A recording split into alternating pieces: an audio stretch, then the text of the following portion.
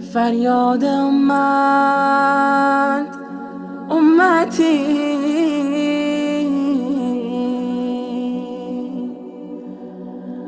هر روز و شب ورد تو بود.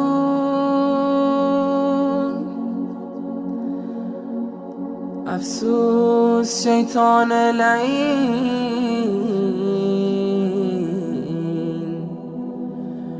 مهر تو را از ما رو بود.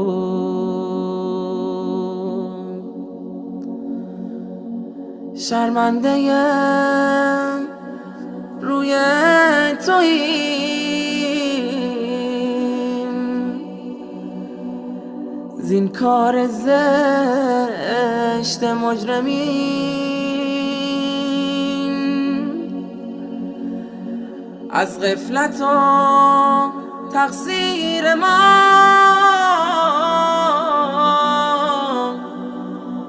گستاخ گشتن این چنین.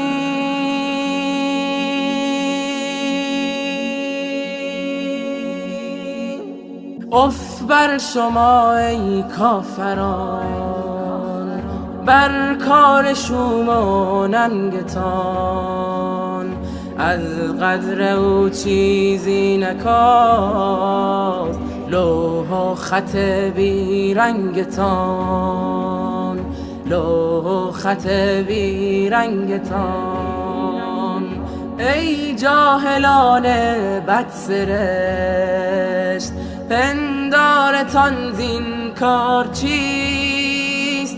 نام محمد تا ابد در جان و دل ها ماندنیست، در جان و دل ها ماندنیست.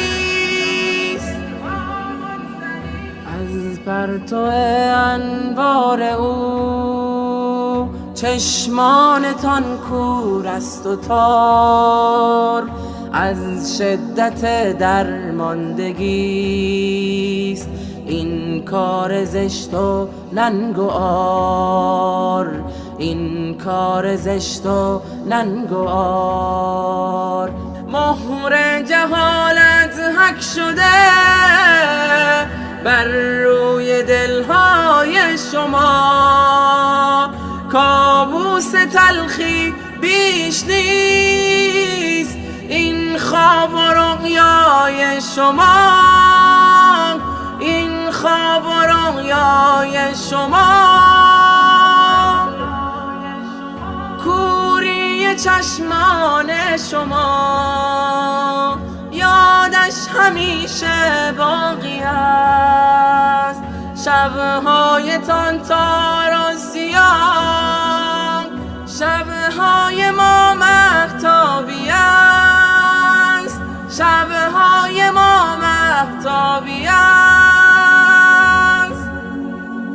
نور محمد تا ابد روشنگر راه من است، در روز خورشید من و هنگام شب ماه من است، هنگام شب ماه